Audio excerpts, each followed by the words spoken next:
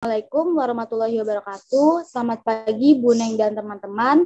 Kami dari kelompok 11 ingin mempresentasikan dengan materi yang berjudul Peningkatan Literasi Bahasa Indonesia di Sekolah Dasar. Next.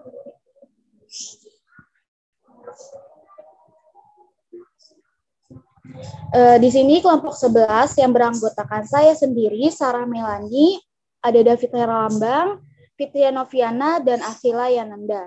Next.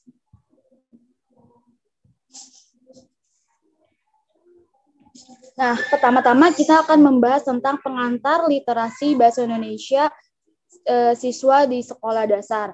Nah, membaca ini merupakan salah satu fungsi yang paling penting dalam hidup. Nah, semua proses belajar didasarkan pada kemampuan membaca. Dengan kemampuan membaca juga membudaya dalam diri setiap anak, maka tingkat keberhasilan di sekolah maupun dalam kehidupan di masyarakat akan membuka peluang kesuksesan hidup yang lebih baik. Nah, dalam pengembangan pembelajaran ini juga guru juga harus mampu memilih dan memanfaatkan bahan ajar seperti contohnya untuk mendorong siswa untuk membaca buku-buku yang berkualitas, karena juga itu kegiatan membaca yang sejalan dengan proses berpikir kritis yang memungkinkan siswa untuk kreatif dan berdaya cipta. Nah, selain itu juga, guru di sekolah juga serta orang tua, perpustakaan, pemerintah, dan pihak swasta pun harus bersama-sama mendukung mewujudkan generasi literasi. Next.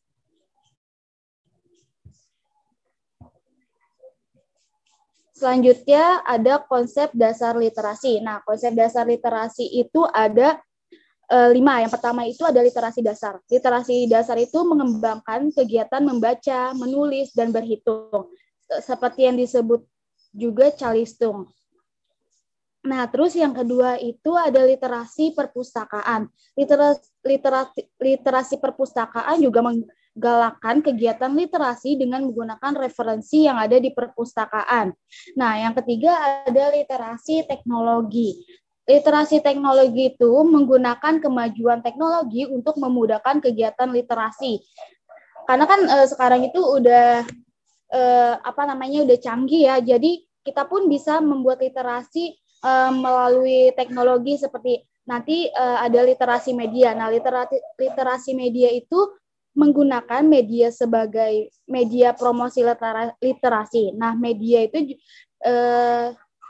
menjadi media online seperti pembuatan blog yang akan melink ke website, Facebook, dan Twitter. Nah, sementara media cetak bisa dilakukan dengan bekerja sama dengan koran agar menyediakan kolom khusus untuk bagi karya anak, seperti ada puisi, karangan bebas, cerita, bergambar, dan sebagainya.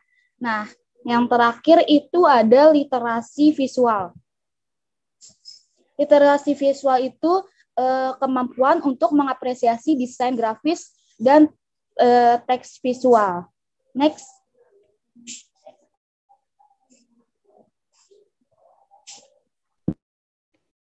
Selanjutnya ada strategi peningkatan literasi bahasa siswa di sekolah dasar. Yang pertama ada mengkondisikan lingkungan fisik ramah literasi. Nah, yang dimaksud lingkungan fisik ini sendiri adalah hal pertama yang dilihat dan dirasakan warga sekolah. Oleh karena itu, lingkungan fisik perlu terlihat ramah dan kondusif untuk pembelajaran. Nah, yang kedua ada mengupayakan lingkungan sosial dan afektif sebagai model komunikasi dan interaksi yang literal. Hal ini dapat dikembangkan dengan pengakuan atas pencapaian peserta didik sepanjang tahun. Pemberian penghargaan dapat dilakukan saat upacara bendera setiap minggu untuk menghargai kemajuan peserta didik di semua aspek. Nah, yang ketiga yaitu mengupayakan sekolah sebagai lingkungan akademik dan literal.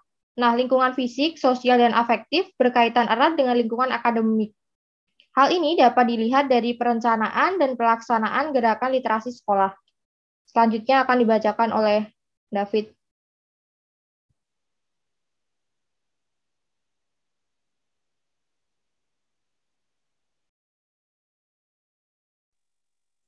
Gerakan literasi sekolah atau yang disingkat GLS. Gerakan literasi sekolah dapat memperkuat gerakan penumbuhan sikap budi pekerti luhur sebagaimana dituangkan dalam Peraturan Menteri Pendidikan dan Kebudayaan Nomor 23 Tahun 2015. Salah satunya yaitu dalam gerakan tersebut adalah gerakan 15 menit membaca buku non-pelajaran sebelum kegiatan belajar dimulai, dengan tujuan membiasakan dan merangsang minat murid untuk membaca dan menulis. Next.